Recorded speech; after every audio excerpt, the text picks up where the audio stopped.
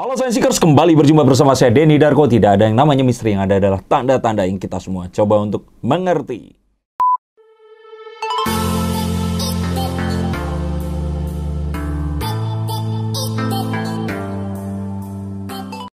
Ini kayaknya video akan jadi trending atau udah ya. Jadi Luna Maya buat kedua kali. Kalau di YouTube ya, aslinya sih nggak tahu udah berapa kali ketemu sama Sophia Latjuba. Dua wanita cantik blasteran dan dua-duanya pernah atau masih terpikat oleh Bang Boril. Kamu luar biasa. Udah berkali-kali saya ramalkan, saya termasuk supporternya Ariel Luna, Arlun, Mbak Bulan. Gimana ya ngomongnya ya? Oke, langsung kita buka kartu, tapi sambil saya kocok kartu, saya tuh pengen ngomong sesuatu. Jadi, siapa yang setuju di sini kalau wanita tuh biasanya kalau tambah tua tuh kan selalu takut nanti kulitnya akan seperti gimana, terus rambutnya nanti akan bisa selebat waktu masih muda, kenceng atau gimana. Tapi entah kenapa kayaknya Luna Maya ini semakin tua itu semakin cantik. Dan Sophia Latjuba juga seperti itu. Dan mungkin karena dua karakter ini kali ya, Ariel tuh kayaknya bisa melihat masa depan terus. Ngerti nggak sih? Tapi itu tadi akan ada satu hal yang saya juga pengen lihat kartunya. Keluar satu kartu. Oke, nggak apa-apa. Kita akan keluarin 9 kartu lagi seperti biasa. Dan kita akan langsung buka satu demi satu. Kira-kira ini bener jalan kembali atau enggak sih? Karena kalau dilihat dari mereka berdua itu ngobrol, ada tanda-tanda yang perlu saya uji di sini. Dan nanti pertanyaan itu akan saya ucapin pas sambil saya buka kartunya. Dan kalau memang benar, ya mungkin memang itu arahnya ke sana tuh. 2, 3, 4, 5, 6, 7, 8, 9, 10. Ada yang bilang kalau, Denny Darko ini pinter banget bikin konten apapun, kalau Ariel Luna pasti akan naik. Oke, itu satu. Ya iya sih, tapi bukan 100% karena memang seperti itu. Karena saya pasti juga mengikuti momen. Kalau nggak ada momennya juga ngapain saya harus buka kartu. Dan kalaupun iya, kenapa nggak ya sekalian aja nama kayak mungkin Atta Halilintar atau Verrell Bramasta atau yang lain yang jelas-jelas subscribersnya juga lebih banyak. Tapi ini kayak sesuatu yang saya harus sampaikan message-message yang ada di antara mereka berdua ini. Dan ini penting banget karena yos nggak usah lama-lama, saya akan bukakan kartu. Saya tuh ngerasa ada sesuatu yang pas Luna itu ngomongin Ariel, saya ngerasain sesuatu yang the full. Inilah yang saya pengen ngomongin. Kayak yang fluent gitu loh. Kayak nggak. Jadi kalau seandainya mantan pacar ngomongin mantan, itu pasti wajahnya, apalagi kalau cewek, itu langsung ngerasa kayak nggak. Pertama hidung naik, bibir keriting, mata bisa jadi setengah, bisa jadi membelalak, tapi nggak akan normal. Nah, saat Luna itu membicarakan tentang Ariel, ya jelas Ariel waktu dibilang A, terus direvisi di konten itu ya, kontennya TS itu, kalian nonton juga. Di situ ngomong, enggak, nama aslinya kan N, Nazril. Itu dia tuh kayak lepas, dia kayak nggak punya masalah dengan itu. Artinya apa? Saya lihat dia ini masih nyaman, masih kayak ya udahlah, nggak apa-apa juga kok, nggak masalah juga. Dan kenyamanan ini sebenarnya adalah jalan masuk ke hati wanita. Betul nggak? Para wanita komen di sini. Para cowok yang kebetulan nonton, ini adalah tanda paling jelas saat cewek itu akan mau sama kalian. Bukan uang, bukan mobil mewah atau apapun, tapi saat mereka nyaman, saat mereka ini ngerasa mereka bisa apa adanya. Nah, itu adalah saat dimana mereka itu sudah menjatuhkan hatinya untukmu. Nah, kayaknya Luna Maya ini masih jatuh hati sama Bang Boril ini, sama Ariel. Dan dari obrolan ini nggak ada kekakuan. Waktu disampaikan nggak terlihat menghindar, walaupun dia di situ sebagai host ya. Tapi yang saya lihat di sini adalah waktu itu dikatakan dan semua, dia tuh begitu lepas. Oke, Luna Maya seorang aktris, sudah lebih dari 1 dekade dia di film layar lebar, sinetron dan semuanya. Tapi ini beda. Dia nggak lagi acting. Ini kelihatan banget loose-nya dia, kelihatan banget santai dan menikmatinya dia saat menyebutkan itu. Jadi ini adalah termasuk tanda bahwa memang masih ada harapan untuk Arlun ini jadian. Jadi Mbak Bulan ini kayaknya akan harus kembali ke pelukan Ariel. Dan kira-kira kapan nanti kita akan coba lihat kartu saya menunjukkan itu atau tidak. Tapi yang saya lihat di sini adalah ini salah satu tanda yang semakin jelas lagi bahwa ya ini semakin dekat kayaknya momennya. Oke, ini satu hal dari kartu The Fool ini. Dan kemudian saya juga pengen nanya, kira-kira dia ini menilai Ariel itu seperti apa ya? Nah, jadi The Seven of Cups ini adalah kartu tentang sesuatu yang tidak nampak seperti kenyataannya. Jadi kayak ada sesuatu yang disembunyikan. Tapi ini bukan dari lunanya. Jadi kayaknya dia melihat apapun yang ditampakkan oleh Ariel ini, dia kayak sudah yang ya sudah, dia tuh kayaknya sudah bisa menerima apapun kondisi Ariel ini. Oke. Nah, Ariel yang mungkin dilihat orang dengan Ariel kenyataannya itu memang ada sedikit perbedaan yang saya rasakan. Ini saya bicarakan karena sesama pria saya bisa katakan itu. Tapi rasanya nggak pantas kalau saya katakan sebenarnya apa dia ini aslinya seperti apa. Tapi sesama pria kita langsung bisa lihat ini tipikalnya yang mana. Dan kayaknya Luna itu sudah bisa menerima Ariel tipikal yang ini tadi.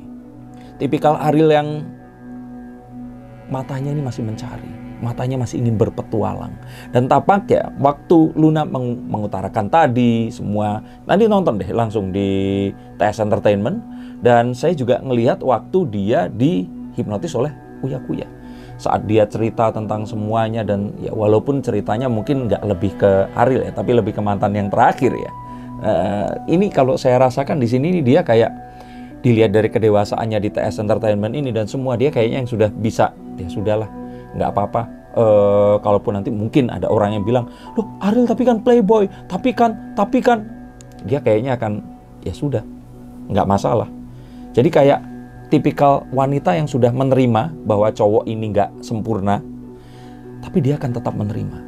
Jadi kayaknya kalaupun nanti arahnya akan menuju ke bareng, semua hal yang dari masa lalu ini kayaknya sudah dia maafkan. Hal-hal yang membuat mereka berdua sempat terseret masalah hukum, hal-hal yang mungkin ya pernah kejadian di pacarannya yang dulu atau apa, tapi kayaknya udah ya itu thing on the past. Jadi kayak udah relain aja, nggak apa-apa kok. Bahwa dia kayaknya sudah mencapai ke tahap yang berikutnya dan menerima si sang mantan ini dengan ya kalau mau lagi ya nggak masalah lah seperti itu. Ini yang saya rasakan dan kartu saya bilang. Jadi kalau tadi kita bilang bahwa dia nggak terlihat risih, lebih daripada itu dia menerima apa adanya. Nah, dan apalagi yang saya rasakan di sini adalah, nah bener kan, The Queen of Cups ini adalah kedewasaan, perasaan, kedewasaan mengatur, memanage jiwa yang ada di dalam diri Luna ini, yang tampak ini kayaknya semakin waktu kemarin ini menghadapi perpisahan dengan Reno Barak yang akhirnya menikah dengan Syahrini. Luna ini kayak kalau dewasanya tuh begini, tiba-tiba dia seperti itu. Luna ini tiba-tiba menjadi lebih bijak. Kedewasaan jiwanya ini lebih dewasa dibandingkan fisiknya. Dan kita melihat seorang wanita yang cantik. Ini menjadi wanita yang ayu, yang dengan ketenangannya. Dia juga sekarang kayak lebih jarang make up, menunjukkan wajah apa adanya. Ya memang udah modalnya cantik gitu. Dan menampakkan nggak cuman itu saja. Dari semua bicaranya lebih teratur. Kecerdasannya mulai bisa muncul, kedewasaannya dan semua. Dan ini kayaknya mendekati level-level, mungkin ini yang membuat akhirnya Ariel juga tunduk pada Sophia Latjuba. Jadi Sophia Latjuba ini tampak sampai di titik di mana wanita itu yang wanita dewasa, yang anggun, yang ya kebayang nggak, yang kayak Queen of Cups ini seseorang yang bisa menata hatinya, nggak gampang emosional. Kebayangkan kalau kalian semua yang laki-laki, walaupun saya yakin laki-lakinya cuma sedikit di sini, tapi kalau yang wanita udah dewasa, dulu waktu masih muda cemburuan, terus suka nggak sabaran, terus nggak mau kalah, itu kan muncul nih kalau cewek seperti itu. Dan cowok tuh kadang-kadang karena cowok ini sifatnya itu selalu sederhana, simple, menghadapi seperti itu, yang ini yang membuat akhirnya cowok ini jadi risih, cowok ini menghindar, dibilang ghosting, kalau di sini terus dibilang nggak perhatian, dan akhirnya mereka pisah. Padahal sebenarnya akhirnya yang membuat hubungan ini jangka panjang adalah karena yang wanita ini semakin dewasa dan menganggap kalau hal-hal kecil itu nggak perlu dipermasalahin, remeh-temeh seperti itu. Dan ini mulai muncul di Luna Maya yang kayaknya nanti akan cocok pas Ariel nanti juga sudah mulai jinak. Nah, dia akan ketemu dengan Luna dan mereka akan hidup bersama-sama selama-lamanya. Nah, apakah ini akan terjadi? Kita lihat ke kartu berikutnya lagi. Ini kartu yang saya benar-benar rasakan ini akan muncul nih. Satu reuni yang akan terjadi. Sesuatu yang kita kalau bisa bilang ya, Ariel dan Luna ini tuh kayak, kalau di sinetron juga nggak pernah ada digambarkan seperti itu. Maksudnya seperti ini. Ariel ini kan seorang musisi, tapi dari kehidupannya ya kalau saya bilang seseorang yang rock and roll semacam slang pun kayaknya masih kalah sama Ariel ini. Dengan fenomenanya, dengan flamboyannya ini tadi, tiba-tiba kecantol sama cewek yang wajahnya itu anggun, ayu, yang nggak kita kan kepikirannya kalau cewek itu kan ada beberapa karakter nih, karakter yang kayak Ria Ricis nih, religius, karakter cewek-cewek ayu yang baik dan nggak aneh-aneh kayak Raisya, terus kemudian Luna Maya, terus ada kemudian karakter cewek-cewek yang mengekspresikan dirinya seperti Anya Geraldine, terus kemudian Aukarin, atau mungkin terus kemudian di atasnya ada lagi cewek-cewek yang benar-benar ingin mendominasi seperti Nikita Mirzani, by the way, yang sudah siap untuk memberikan tahta ayah anak-anaknya kepada Ariel. Jadi saya kebayangnya nggak di dua yang awal itu tadi gitu loh. Kebayangnya yang atas ini kalau untuk Boril ini tadi. Tapi ya ini tadi, ini kan rasanya kayak mereka ini nggak cocok. Terus dari tinggi badan nih, ini Luna, siapa namanya, Sofia Latjuba yang tinggi-tinggi seperti itu. Ariel kebanyakan tingginya kayak yang cuman 162, 65, yang kalaupun ketemu tuh kayak, coba bayangin kalau misalkan Luna Maya ini ketemu cowok kayak Dimas Beck, itu kan cocok tuh, ya kan? Atau sekarang kayaknya dikabarin sama pemain biola Alexander Wijaya atau siapa ya, saya lupa namanya. Dan ini sesuatu yang kayak, ini tuh di luar ekspektasi, tapi mereka dipertemukan. Dan ini juga yang terus kemudian menjadi fantasi semua wanita yang menonton. Wanita tuh kan happy banget saat wanita miskin ketemu pria kaya, wanita yang cantik ketemu cowok yang biasa-biasa aja jatuh cinta. Jadi kayaknya ini adalah satu kisah fantasi yang difikirkan oleh banyak wanita. Dan tapi ini terjadi. Dan saat ini terjadi, ya orang selalu bilang kalau mungkin ini mungkin Tuhan yang berkehendak. Nah, ini adalah contoh bagaimana 2 orang, 3 orang, dan berapapun itu bersatu dari sesuatu yang nggak mungkin terus kemudian bersama, bahwa ini adalah bukti keajaiban Tuhan. Dan kalau ini memang terjadi, ada salah satu komen di video saya yang bilang kalau nasib Ariel dan Luna sudah dituliskan di buku besar nasib. Apakah memang benar? Yuk kita lihat ke kartu berikutnya, di mana ini tinggal sebenarnya di antara mereka berdua ini move in, datang, mengutarakan perasaan yang sebenarnya, dan memulai sebenarnya udah selesai. Jadi kalau kayak sepeda motor, mobil, ini tunggu di starter aja. Perlu percikan yang awal untuk membakar, untuk mengkombas semuanya ini tadi. Dan saat itu terjadi, tinggal dipencet nos, langsung jalan lurus terus tanpa henti. Yang kalau saya lihat, ini sebenarnya nggak akan terjadi lama lagi, tapi sebentar lagi. Kenapa? Nanti ada kartunya. Tapi ini yang saya janjikan, bahwa ini tinggal salah satunya membuka momen ketemu. Sama seperti dulu, orang-orang selalu kebayang kalau seandainya Luna Maya dan Sofia Latjuba ini ketemu akan seperti apa. Akhirnya mereka ketemu. Tinggal nanti nunggu Ariel dan Luna ini ketemu secara langsung. Itu kayaknya kan memercik pertama kali. Dan setelah itu berikutnya tinggal jalan tol. Dan kalau ini terjadi, dan ini akan terjadi sebentar lagi, maka apapun yang saya kemarin ceritakan ini nggak jadi terus saya dituduh cuman bikin konten, tapi kenyataannya memang mengarah ke sana. Dan berikutnya yang saya lihat di sini adalah The Wheel of Fortune. Jadi kayak Luna ini sekarang itu kayak hidup itu kayak memutar lotre. Udah biarin aja dengan keberuntungan yang dia miliki. Setiap kali ditanya tentang pernikahan, dia selalu membelokkan dengan kata-kata pernikahan bukan satu hal yang membuat manusia bahagia. Not the only thing. Dan dia selalu bilang kalau banyak hal yang lain yang akan membuat orang bahagia. Seakan-akan dia ini kayak pengen mengesampingkan itu, yuk kita bicarain yang lainnya. Dan terus kemudian yang kita tanyakan adalah kenapa kok ini harus dikesampingkan? Kalau menurut saya karena ini memang disimpan untuk seseorang. Disimpan untuk orang yang akan kembali kepada hidupnya dan akan bersama dengan dia selama-lamanya. Ini yang saya rasakan. Ingat, setelah dengan Mas Reno, ini nggak ada lagi loh yang serius. Kalaupun ada tuh kayak, ya ampun, itu lebih kayak best friend. lebih kayak lebih cocok kalau membicarakan masalah-masalah yang seru kalau misalkan cewek sama cewek ketemu gitu loh. You know what I mean? Jadi kalau saya bilang Luna ini kenapa nggak pernah dijodohin dengan yang real thing, karena memang ya the only real thing itu adalah ini tadi yang saya bilang ini. Jadi kalau saya bilang lagi dan lagi, ini kayak dia nggak mau ngomongin itu, dia selalu mengisyaratkan yang lain masih banyak lah bisa kita pikirin dan sebagainya, karena dia kayak nge-reserve itu untuk seseorang ini tadi. Setuju? Dan kita langsung lihat lagi, Luna ini nggak peduli sama judgement orang-orang, dia kayak udah melupakan semuanya. Ada satu cerita di mana saat Luna dulu tertimpa kasus hukum itu, dan terus kemudian dia bilang di salah satu acara Daniel Tetangga Kamu, itu juga keren, nonton juga dan subscribe channelnya Daniel Mananta. Dia bilang ada masa di mana gue itu keluar berjalan dan selalu menunduk dan pakai tudung seperti itu. Dan ya mungkin ada banyak masa di mana Luna ini harus menunjukkan jati dirinya agar orang ini mendapatkan apa yang yaitu tadi dia harus tunjukkan.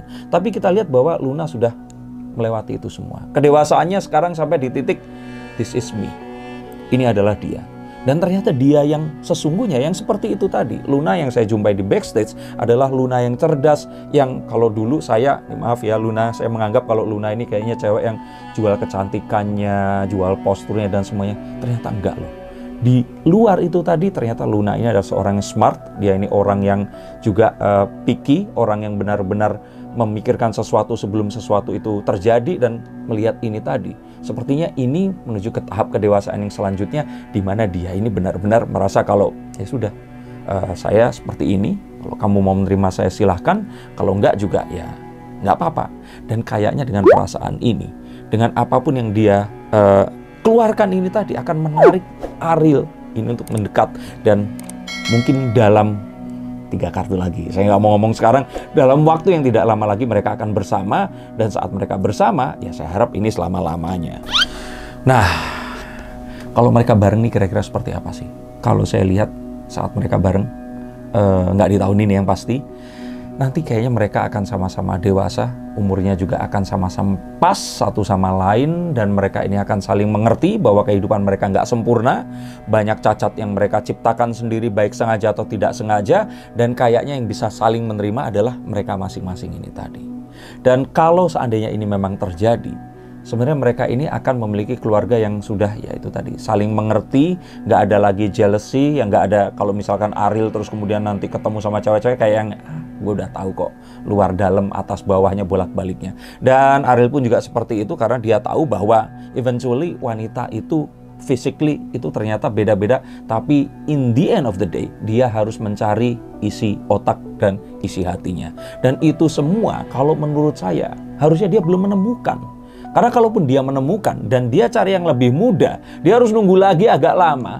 Masa iya Ariel akan menikah lagi di umur 50 tahun? Nah, ini terus kemudian menandakan bahwa ini semua tinggal masalah waktu, bahwa dia akan menjatuhkan pilihan setelah menimbang-nimbang itu di usia 40. Yang seharusnya sih ya di tahun-tahun ini dan tahun depan. Dan kalau ini nanti terjadi, saya pikir sih ya membawa satu kalau cowok itu sampai umur 40, dia tuh kayak semua ini sama. Karena cowok ini kan nggak ngerasa harus hamil, nggak ngerasa tubuhnya ini terus kemudian menopause atau hal-hal yang lain yang akhirnya menjadikan itu adalah titik di mana dia harus melakukan sesuatu dan waktunya sudah habis.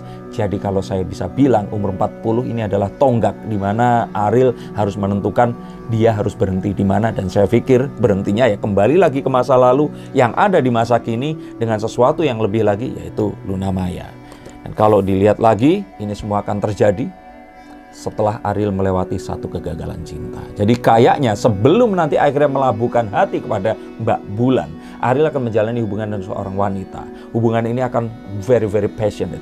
Hubungannya yang benar-benar panas. Hubungannya benar-benar kayak sesuatu yang diinginkan Ariel selama ini. Tapi setelah itu dia akan merasakan bahwa ternyata ini bukan yang akhirnya bisa dibawa sepanjang hidupnya untuk melahirkan anak-anaknya dan menemani dia sampai hari tua. Dan saat itu nanti terjadi, hubungan ini akan terpisah dan dia akan kembali ke Luna Maya. Dan ini yang saya rasakan, apakah betul atau tidak kita tunggu, tapi seharusnya ini nggak akan terlalu lama lagi. Dan ini adalah tanda yang saya dapatkan saat saya nonton videonya sekali lagi. Luna Maya dan Sofia Latjuba saling ngobrol, dan dua mantan ini kalaupun ternyata mau ditonton silahkan nonton. Kalau nggak salah di menit ke 21.40 kalau nggak salah mereka ini ngobrolin si A ini tadi. Tapi kalau kalian mendengarkan dengan lebih seksama, kalian akan bisa mendengarkan banyak kisah-kisah yang sebenarnya oh ini kayaknya si itu si ini, dan merasakan feeling yang sama dengan yang saya lihat di video tersebut. Maka sekali lagi tonton dan subscribe juga TS Entertainment, dan terima kasih sudah menonton channel saya, telah menonton video ini. Dan untuk kalian semua yang ingin saya bacakan, silahkan telepon nomor di bawah ini.